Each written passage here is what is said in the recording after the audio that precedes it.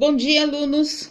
Aqui é a professora Silvinha Guimarães e hoje, na disciplina de redação, aula 9, livro 3, terceiro ano, nós vamos aprender a respeito dos tipos de desenvolvimento.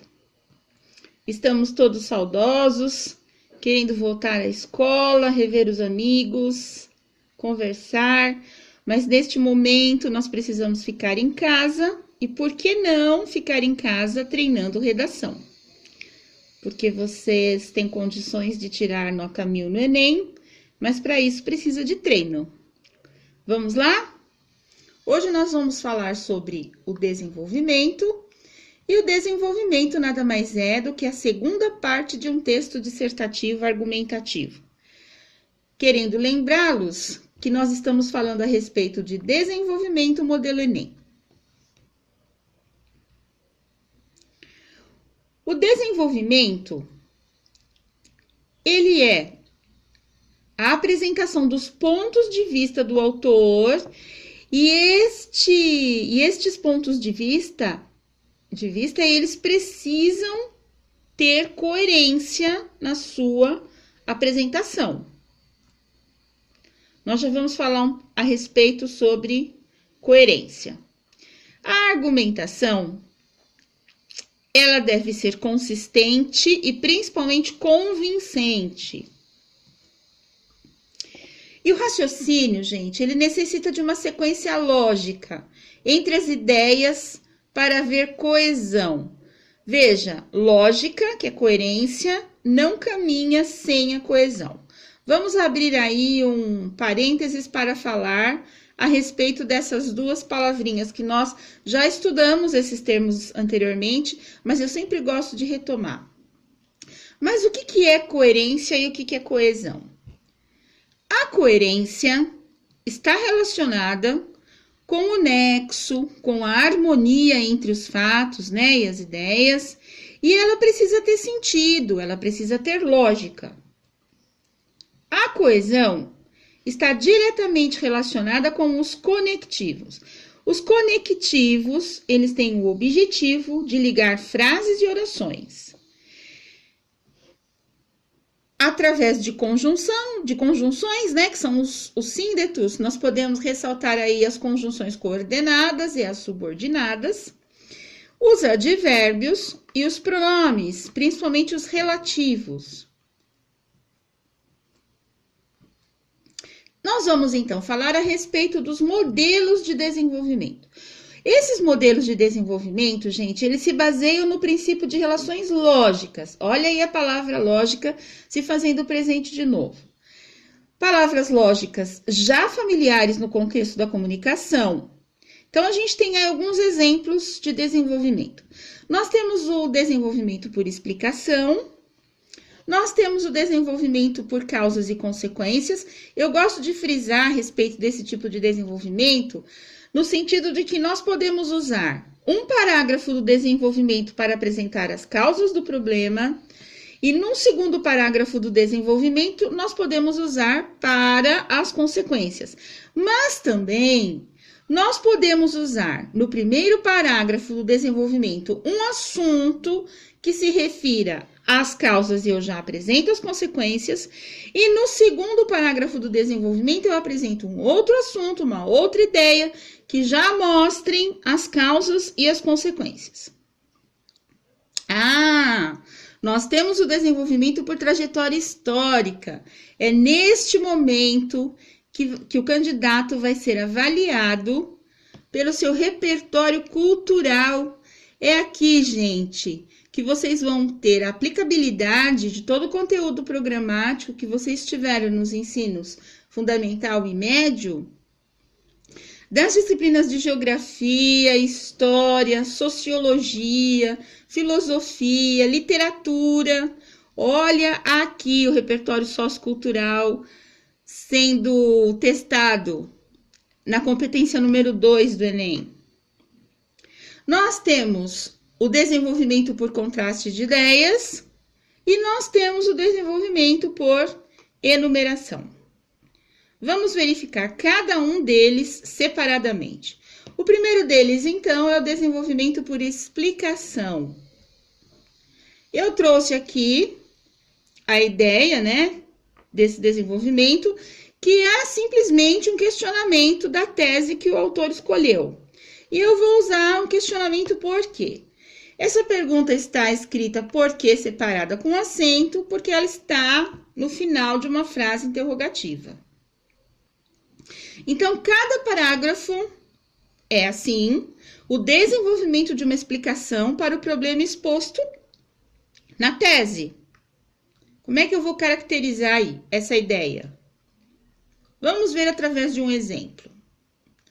Vamos imaginar aí um tema que já foi discorrido no Enem anteriormente, um tema bastante difícil, que fala sobre a publicidade infantil em questão no Brasil. É um tema difícil, gente.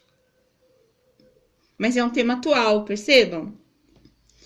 Então, assim, qual é a tese apresentada? O exagero de anúncios publicitários direcionados ao público infantil pode deturpar valores e criar maus hábitos que afetam diretamente a formação das crianças. Por quê? Eu vou simplesmente responder esse questionamento. Por quê? Então, eu trouxe aqui 2 argumentos para vocês. O primeiro argumento está relacionado ao consumismo precoce. A mídia, principalmente a televisiva, ao explorar peças publicitárias lúdicas, muitas vezes com artistas e personagens do mundo infantil, consegue atrair as crianças, estimulando nelas o consumismo precoce. Então, o primeiro argumento é, do desenvolvimento, eu vou desenvolver a ideia do consumismo precoce. Tem ainda um segundo argumento. No segundo argumento, gente, eu vou falar um pouco sobre a questão da competitividade das crianças. Esse exagero publicitário torna as crianças ansiosas e imediatistas, na medida em que passam a exigir de seus pais a compra do brinquedo, da roupa ou do jogo da moda, gerando disputas não sadias com os colegas de sala, uma vez que nem todas as famílias têm condições de acompanhar as inovações de consumo. Aqui nós vamos falar sobre a questão da competitividade. 2 argumentos por explicação. Existe o desenvolvimento por causas e consequências. As causas e os efeitos da situação problema que foram expostos na tese. Causas em um parágrafo e consequências em outro, eu tenho essa possibilidade. No primeiro parágrafo do desenvolvimento, eu lanço uma causa e no segundo eu lanço a consequência da solução problema. Ou eu posso fazer o seguinte, em cada parágrafo uma causa e a respectiva consequência. Neste caso, eu vou ter dois assuntos. Desculpem, eu esqueci aqui, comi a letra A da causa. Eu trouxe para vocês um exemplo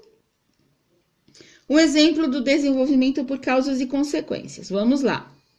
O tema, as dificuldades dos pais no relacionamento com os filhos.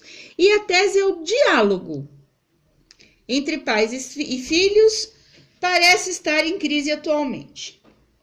Vamos falar a respeito. Vamos pegar aqui um exemplo.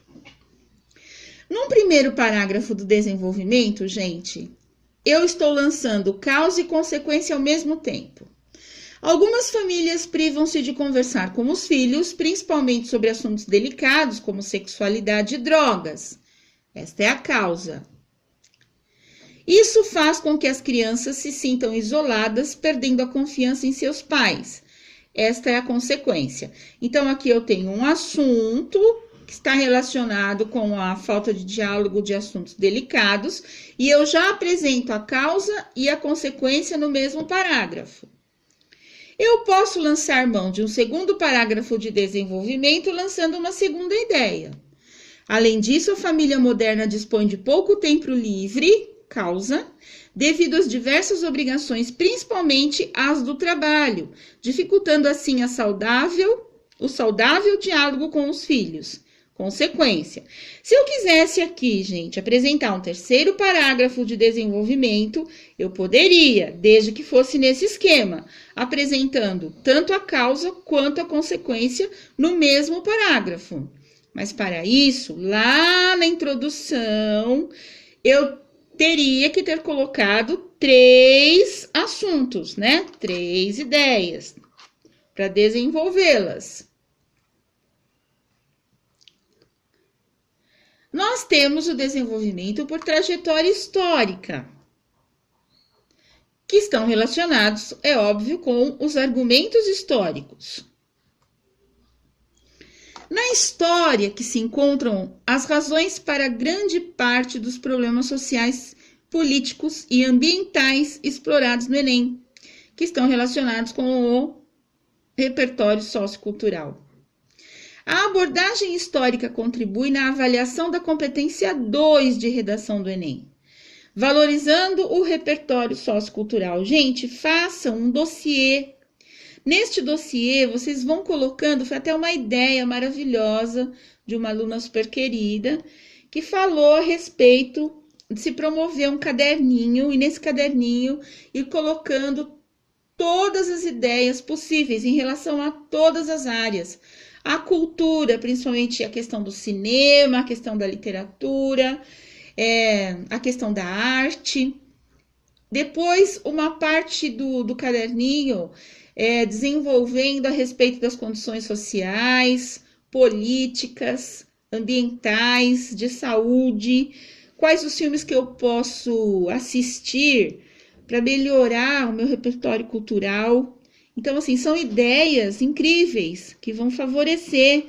Na verdade, é uma pedra bruta a escrita.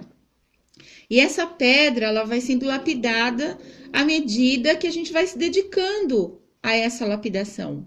E vocês podem muito mais do que vocês imaginam. Vocês são grandes pedras, pedras preciosas, e que a cada dia que passa vão se lapidando mais e mais. Então, vamos aqui a um exemplo de uma trajetória histórica. Tem um ditado mineiro a gente sábia, que diz que caldo de galinha e cautela não fazem mal a ninguém. Ai, que delícia! Caldo de galinha. Por que eu quis dizer isso, gente? Não se desvie do foco temático e não detalhe o fato histórico em demasia. Não é para vocês fugirem do foco. Não ficar escrevendo, promovendo narração dentro de um texto dissertativo argumentativo. Toma cuidado. Não se empolgue em ficar narrando demasiado. Então, eu trouxe para vocês aqui um exemplo de trajetória histórica. O tema é a observação de fatos passados. É importante para a compreensão do presente e a previsão mais segura do futuro. Então, eu tenho aqui um pequeno fragmento de um parágrafo de desenvolvimento.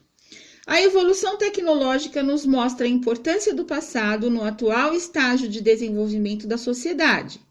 Foram de grande valia os trabalhos dos grandes inventores e pesquisadores, como Einstein e Newton, cujas bases de conhecimento são aplicadas nos mais modernos instrumentos. Veja, nós estamos resgatando aqui, através da história, duas personalidades muito importantes, né? Os inventores e pesquisadores Einstein e Newton, caracterizando um bom exemplo de trajetória histórica.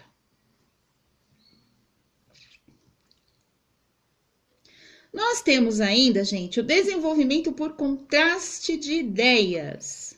Este é um desenvolvimento bastante interessante. E contrastar esses argumentos contrários e favoráveis, mostrando um posicionamento.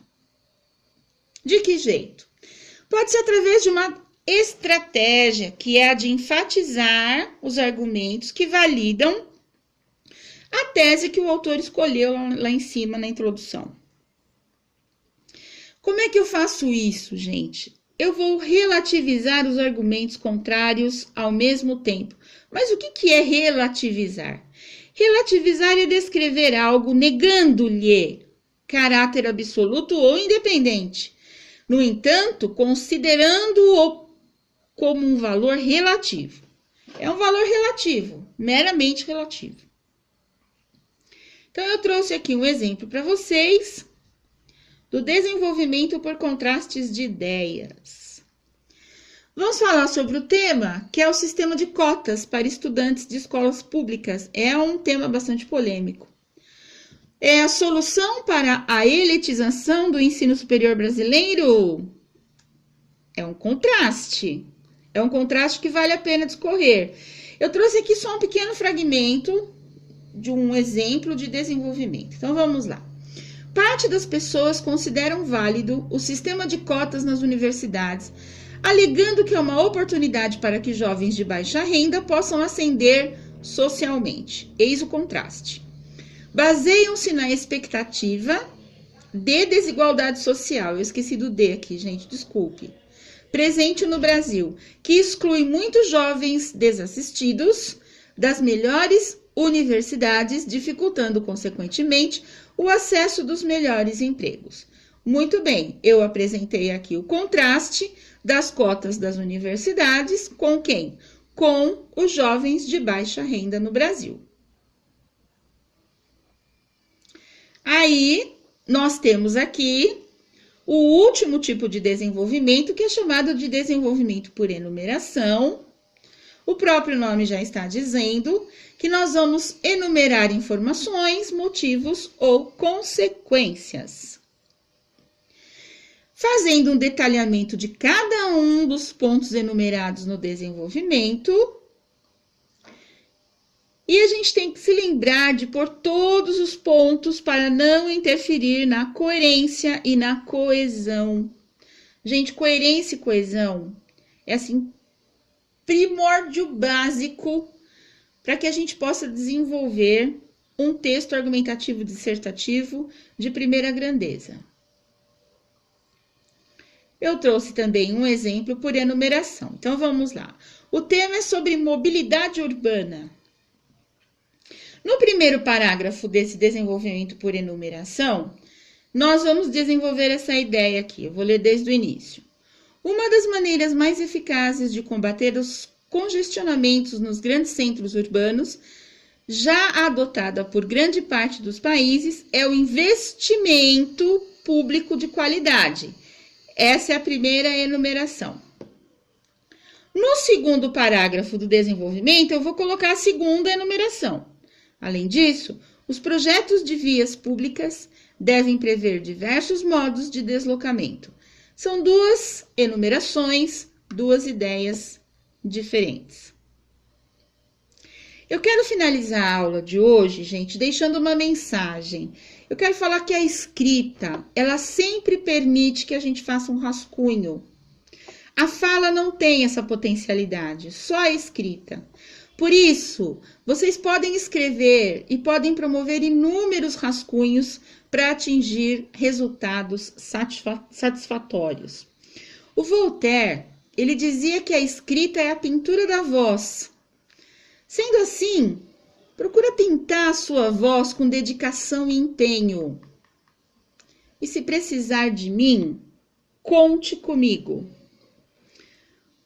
Um bom dia para vocês. Ótima sexta-feira, fiquem em casa, em breve estaremos juntos, grande abraço e até a próxima aula.